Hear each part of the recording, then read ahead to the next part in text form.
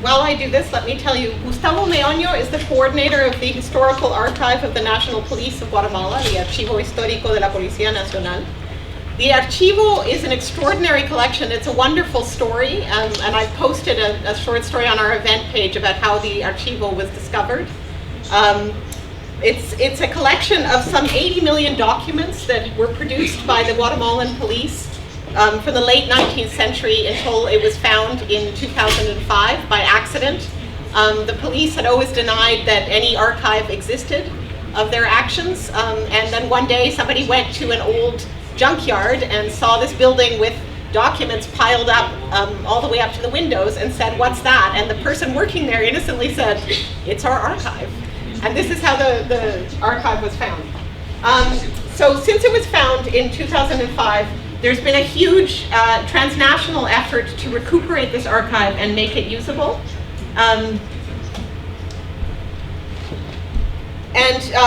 What they've been doing is working to clean. This is a filthy building, dirty, filled with rats, dung, mold, dust, etc., etc. And they've been working to clean, index, and digitize these 80 million documents and make it into a usable archive. And now it's a very clean and hygienic space. And 10 million of these documents, which pertain to the worst years of Guatemala's armed conflict, can now be accessed online at the University of Texas website that Santiago already referred to.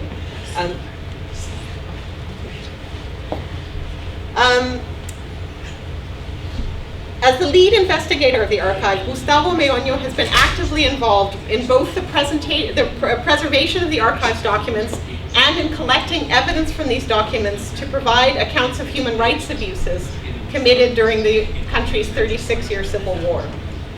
Meoño has also served as president of the Rigoberta Menchú Tum Foundation, which is an organization based in Guatemala City that has played a crucial role in struggles against impunity. Es un gusto y un honor compartir con ustedes desde Guatemala en este evento. Aprovecho para transmitir un saludo en nombre de las mujeres y los hombres que trabajamos en el Archivo Histórico de la Policía Nacional. Voy a dar lectura al texto que preparé para esta oportunidad, que se titula La larga marcha contra la impunidad en Guatemala. La magnitud y la bestialidad de los crímenes de lesa humanidad perpetrados en Guatemala en la segunda mitad del siglo XX llena de estupor a quienes conocen esa tragedia. La Comisión de la Verdad, creada y dirigida por la ONU, que oficialmente se denominó Comisión para el Esclarecimiento Histórico, concluyó que el Estado guatemalteco aplicó sistemáticamente una estrategia contrainsurgente con un saldo aterrador: 200,000 muertos, incluidos 45,000 detenidos desaparecidos. Operaciones de tierra arrasada con 626 masacres documentadas. 86% de las víctimas pertenecientes al pueblo maya. Violación sistemática de mujeres como método de tortura y como rito previo a las masacres. Asesinato de niños y niñas, 11% del total de las víctimas, con métodos de brutalidad extrema. Esto entre muchos otros hechos de terrorismo de Estado. La Comisión de la Verdad concluyó que agentes del Estado de Guatemala, en el marco de las operaciones contrainsurgentes realizadas entre los años 1981 y 1983, ejecutaron actos de genocidio en contra de grupos del pueblo maya. Esto en 4 regiones específicas del país. Para dimensionar la magnitud del genocidio, hay que resaltar que a inicio de la década de los años 80, Guatemala escasamente rebasaba los 8 millones de habitantes. A lo largo de los últimos 50 años, miles de familiares de víctimas y muchos de los sobrevivientes que no son muy numerosos, pues no hay que olvidar que en Guatemala dejó de haber presos políticos desde 1966, han denunciado insistentemente los crímenes cometidos por el Estado. Entre 1992 y 2016, los antropólogos y arqueólogos forenses guatemaltecos han realizado más de 1.700 exhumaciones en multitud de fosas clandestinas. En el área rural se han recuperado las osamentas de más de 7,000 personas y en cementerios públicos de las ciudades de Guatemala, Escuintla y Antigua han sido exhumadas 20,000 osamentas de mujeres, hombres y niños. A pesar de las denuncias de las víctimas, la evidencia científica aportada por la antropología forense y el informe de la Comisión para el Esclarecimiento Histórico, en Guatemala la impunidad había sido casi total hasta hace apenas unos 6 años. La cúpula del ejército tuteló la transición de los gobiernos militares a la democracia formal en 1986. A la par que se preparaba y aprobaba una nueva constitución, los altos mandos del ejército y sus aliados y cómplices de la élite económica fueron ideando y construyendo un complejo sistema de impunidad. Con clara visión estratégica, se enfocaron en las estructuras del nuevo poder judicial, diseñaron organismos, cooptaron fiscales, jueces y magistrados y empezaron a involucrar a una nueva generación de abogados. Incluso influyeron en la creación de nuevas universidades privadas para instituir facultades de derecho y legislaron para dotar de poder a los decanos de las mismas. Ese sistema de impunidad les funcionó casi a la perfección. A lo largo de cerca de 3 décadas, después del genocidio, lograron impedir que ningún alto jefe militar o policial tuviera que responder ante un juez por esos crímenes de lesa humanidad. El descubrimiento del Archivo Histórico de la Policía Nacional en el año 2005 y la apertura del acceso a la información que contienen esos documentos apenas 4 años después, contribuyeron de manera sustancial a debilitar ese sistema de impunidad.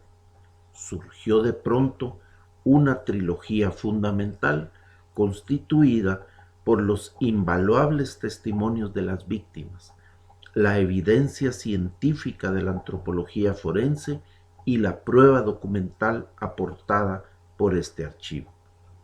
Empezaba así a conseguir grandes logros esa larga marcha contra la impunidad en Guatemala.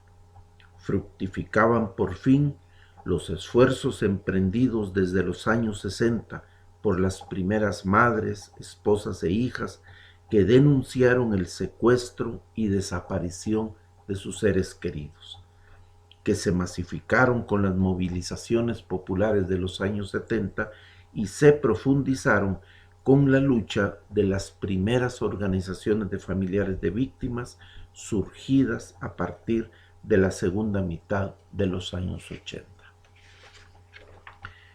Esa trilogía, testimonios, evidencia forense y prueba documental, encontró un asidero fundamental con los cambios ocurridos en el Ministerio Público. Sin el aporte de 2 mujeres excepcionales en el cargo de fiscal general, Claudia Paz y Paz y Telma Aldana, esa transformación habría sido imposible. En medio de esa coyuntura comenzaron a despuntar varios jueces dignos, mayoritariamente mujeres, que contribuyeron de manera decisiva a dar un impulso histórico a la lucha contra la impunidad. A partir del año 2009, comenzaron a avanzar procesos judiciales que habían estado estancados por muchos años. El esfuerzo conjunto de fiscales éticos y abogados valientes representando a las víctimas produjo resultados sorprendentes. Por fin se logró que algunos jueces se atrevieran a librar órdenes de captura en contra de coroneles y generales, al tiempo que algunas cámaras de amparo rechazaron los recursos frívolos e improcedentes y el litigio malicioso con el que la defensa de los militares estaban acostumbrada a entorpecer los procesos.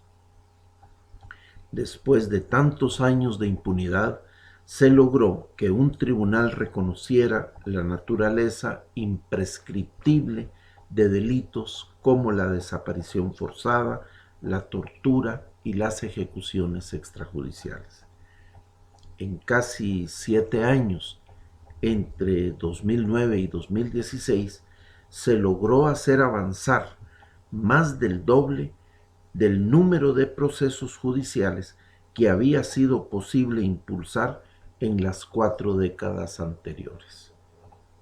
Varios oficiales superiores y subalternos fueron encontrados culpables y resultaron condenados a centenares de años de prisión por los crímenes cometidos al amparo de la doctrina de seguridad nacional y las políticas contrainsurgentes. Por primera vez, frente a un tribunal de justicia, los pocos sobrevivientes y los familiares de las víctimas pudieron identificar y señalar a sus victimarios. En el año 2013 se desarrolló el juicio más emblemático, al conseguir desentrampar el proceso por genocidio y otros crímenes de lesa humanidad en contra del general Efraín Ríos Montt. Esa querella, que se presentó por primera vez en el año 2001, pero que a lo largo de 12 años se entrampó porque funcionó el sistema de impunidad para impedir que ese alto militar tuviera que responder ante la justicia.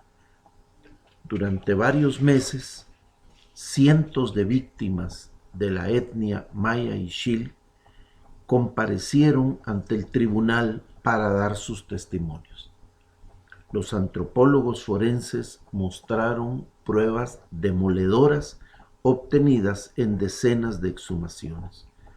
Los fiscales presentaron planes militares de campaña y otros documentos de archivo a los que el tribunal otorgó valor probatorio. El 10 de mayo de ese año 2013, en una jornada histórica, el general Efraín Ríos Montt fue encontrado culpable del delito de genocidio y condenado a 80 años de cárcel. Por primera vez en la historia, un alto mando militar y ex jefe de Estado había sido juzgado y condenado en su propio país y por un tribunal nacional por crímenes genocidas. Sin embargo, la alegría y la satisfacción para las víctimas por ese logro histórico duraron muy poco. Apenas 10 días después, el 20 de mayo, 3 de 5 magistrados de la Corte de Constitucionalidad declararon con lugar un recurso de la defensa de Ríos Montt y anularon la sentencia, ordenando repetir el juicio. En un abierto respaldo a la impunidad, esos magistrados argumentaron haber encontrado fallas técnicas en el proceso para echar por tierra el mayor logro de la justicia en la historia de Guatemala. El voto razonado de una de las magistradas que se opuso a esa aberración constituye un alegato fundamental para demostrar la fuerza que aún posee el sistema de impunidad construido a lo largo de varias décadas por los antiguos altos jefes militares y sus cómplices en la vieja oligarquía. A pesar de ese revés, la larga marcha contra la impunidad en Guatemala sigue avanzando. Nuevos juicios se han llevado a cabo en contra de jefes de policía que han sido encontrados culpables y condenados a largas penas de prisión.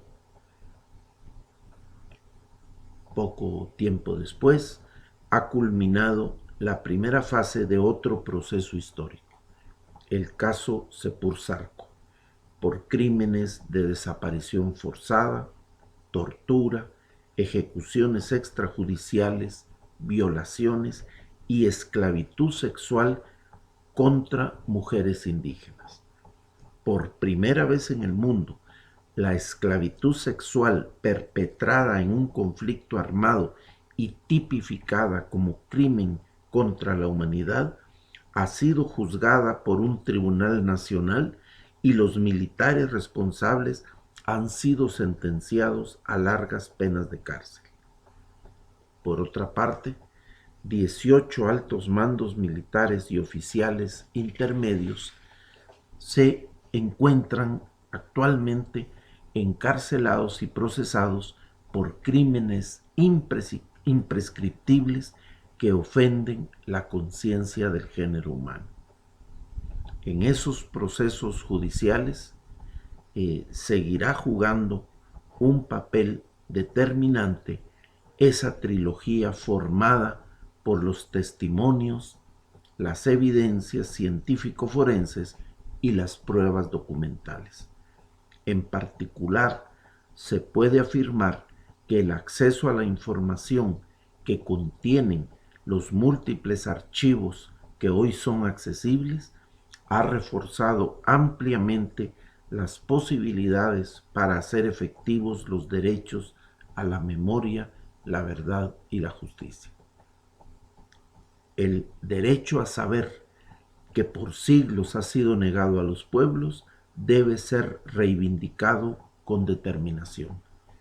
En ello reside en gran medida la garantía de que nunca más vuelvan a repetirse los crímenes de lesa humanidad que se han perpetrado contra tantos pueblos en el mundo.